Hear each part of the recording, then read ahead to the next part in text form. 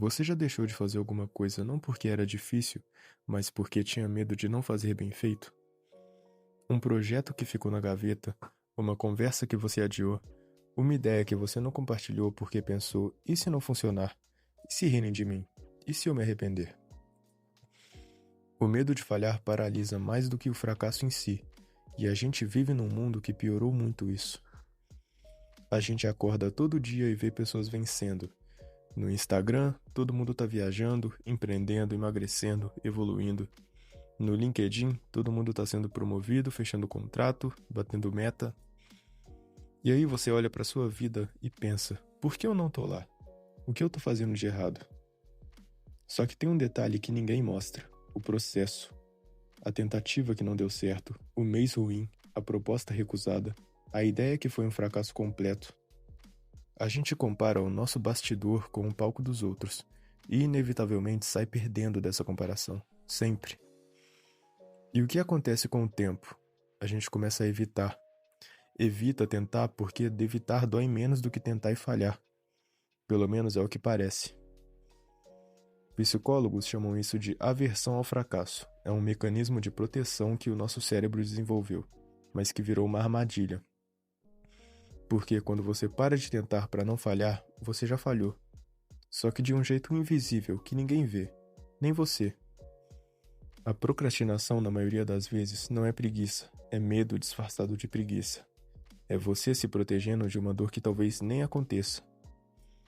Agora imagine um homem que nasceu escravo, que não tinha controle sobre nada, nem sobre o próprio corpo, nem sobre onde morava, nem sobre o que comia.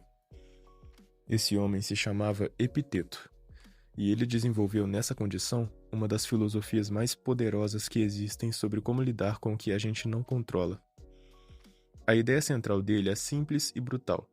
Existem coisas que dependem de você e coisas que não dependem.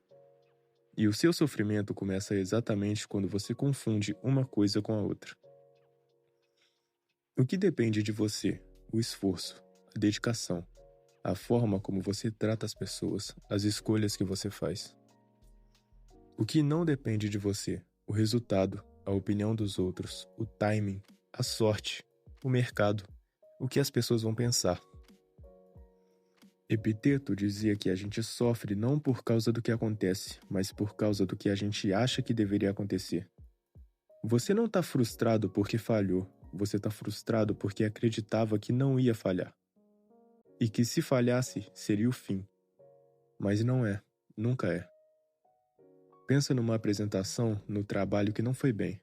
Você controlava o conteúdo, a preparação, a forma de apresentar, não controlava a reação da sala, o humor do chefe, o timing da reunião. Pensa num relacionamento que terminou.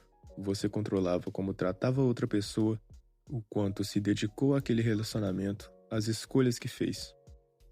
Não controlava os sentimentos da pessoa por você, o momento de vida dela, o que ela realmente queria. A dor de falhar é real. Epiteto nunca negou isso. O que ele dizia é que a gente tem o hábito de adicionar uma camada extra de sofrimento em cima dessa dor. A camada do julgamento, de achar que falhar diz algo sobre quem você é. E é essa camada que paralisa. Então, da próxima vez que você travar antes de tentar alguma coisa, vale perguntar: o que exatamente eu tô com medo? É da tentativa ou do julgamento que vem depois? Porque a tentativa você controla, o julgamento não. E gastar energia se protegendo de algo que você não controla é, segundo Epiteto, a maior fonte de sofrimento humano. Ele nasceu escravo e se tornou um dos filósofos mais influentes da história. Não porque a vida foi fácil, mas porque ele aprendeu a colocar energia só onde ela fazia sentido. Nos vemos no próximo vídeo.